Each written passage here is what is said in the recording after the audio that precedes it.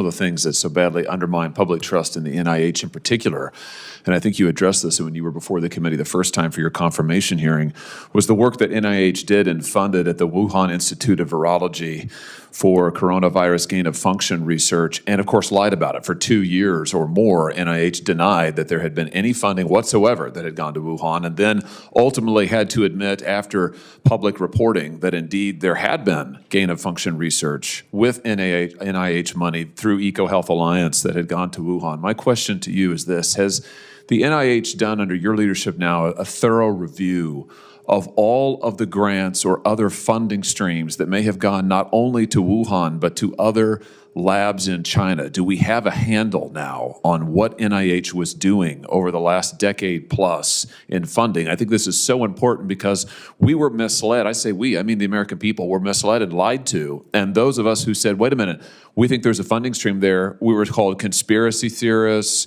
kooks, crazies. It turns out it was 100% correct. So has NIH done a review of what funding streams have gone to Wuhan and to other labs? So I've been focused primarily on making sure that we don't currently have or in the future have. So I put in policies to have better oversight of foreign collaborations. I've worked very hard on the dangerous gain of function. We paused 40 grants that have some potential risk of dangerous gain of function and put in policy so that never happens again. Because to me, that's the most important thing. We can't ever do it again.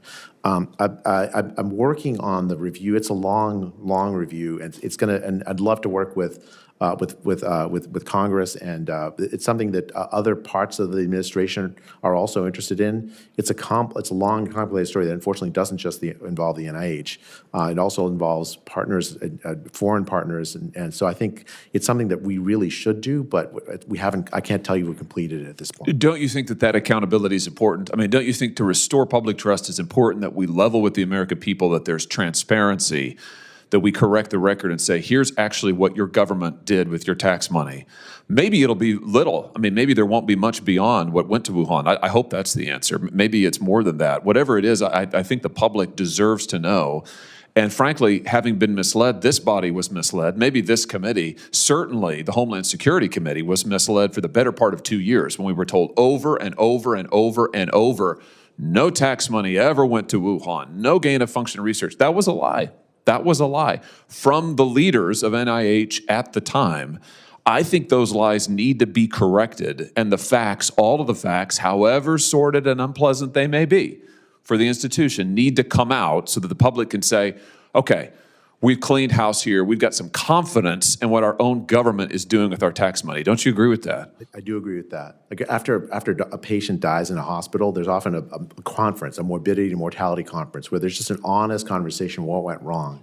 I think the United States desperately needs that. Yeah, desperately. Well, will you make that a priority in your time at NIH? Happy to collaborate with you and others in Congress to make that happen. Good. I think it's absolutely vital. For 2 years, federal officials looked the American people in the eye and denied that U.S. tax dollars funded dangerous gain-of-function research at the Wuhan Institute of Virology.